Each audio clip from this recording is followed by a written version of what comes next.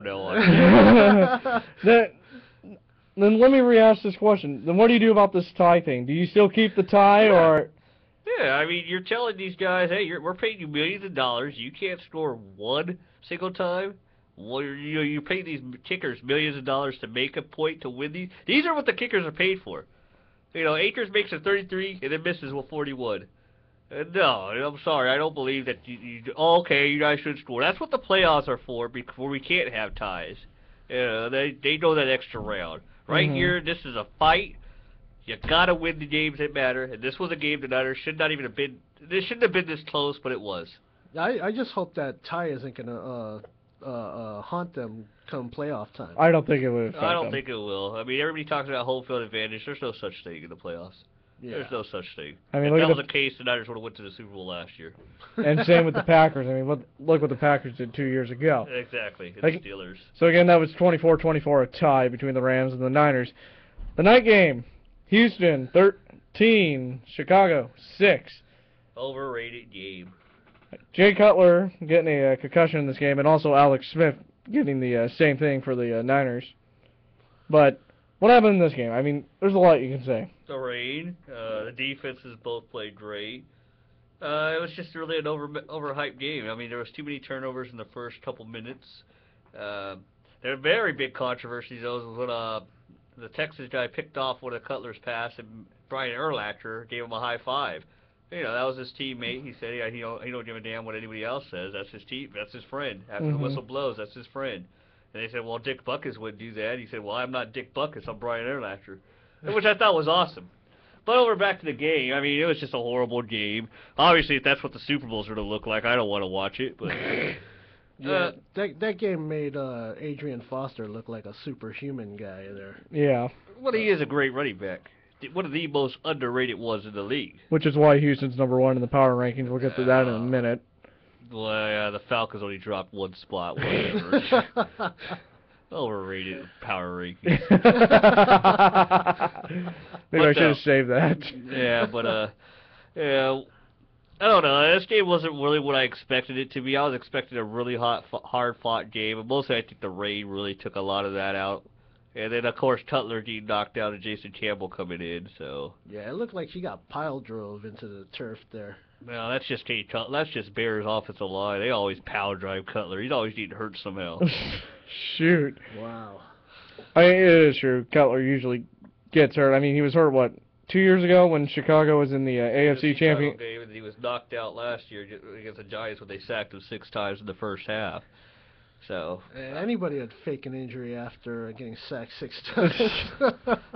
Would you fake an injury? I'd fake one on the coin toss. Oh, I flipped the coin. It hurt me. Yes, exactly. No, but I mean, this game was really overhyped, and it really did give me what I expected from it.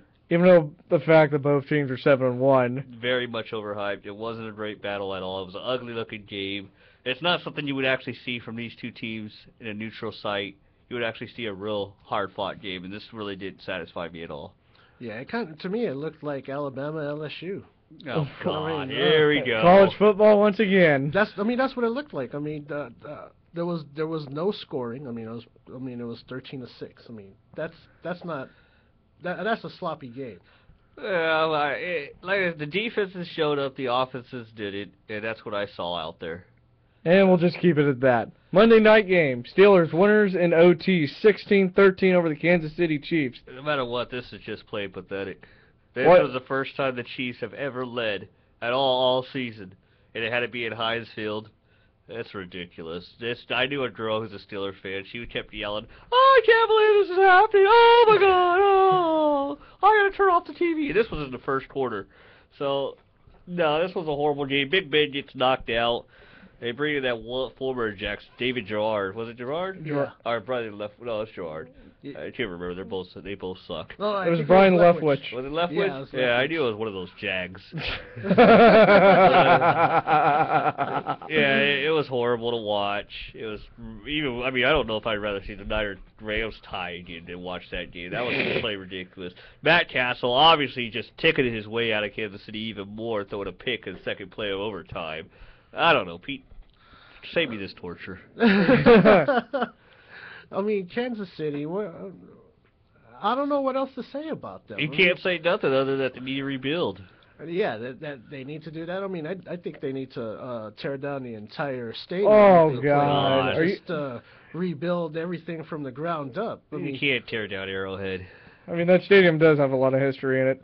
A lot of times Always came back into two. yeah, so did a lot of stadiums. I mean, a lot of stadiums have history. You but just they want to tear them down everything. Let's just, you know what? Construction, that's the way to go. Oh God, let's just tear down your car. You guys are funny.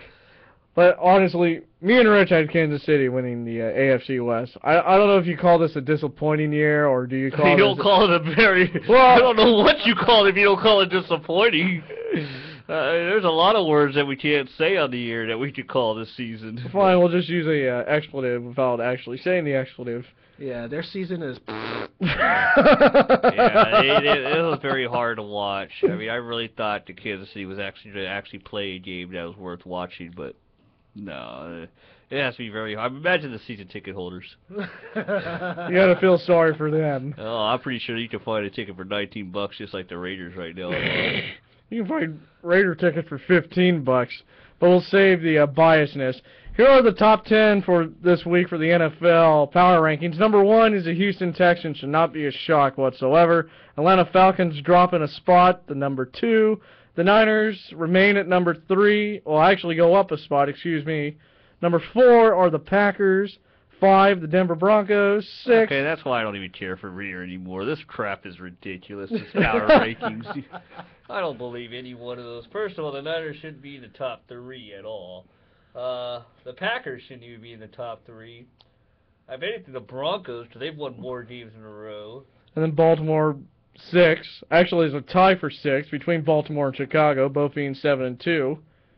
I don't believe in those at all. The Patriots shouldn't even be in the power rankings at all. New England being number 8, 9 be the Steelers, and 10 being the New York Football Giants. I mean, if anything, I think the Niners should be at least 5th. And then the round out... I'm thinking 7th. I'm sorry. It really disappointed me on Saturday and Sunday. I would have to agree with you all. Somewhere in the top 10. Rounding out the top 15. The Colts are 12th. Are you serious? The Seahawks are 11. Colts being 12th. The Vikings number 13. 14 going to the Cowboys. Oh, and rounding my out God. the 15th spot would be the Buccaneers. Wow. Who are those teams? Wait, hold on here. Dallas is The 4. Eagles are 17th. Are you serious? I mean, they have one team with a losing record in the top 15, which is Dallas at number 14. Tampa Bay has a winning record, and they're below them. Of course, because Dallas beat Tampa Bay 16-10 earlier this year. Yeah, and Dallas is still considered America's team. Well, I don't know what America you live in. And then Kansas City being the worst on here, just beating out Jacksonville. So, I don't believe that at all. what? I think Kansas City's better than Jacksonville. I think we all Yeah. do. There's no way. See, that's how you know the power rankings are wrong. Yeah, you can see how slanted it is. Yeah, that's why I don't believe it at all. It's ridiculous.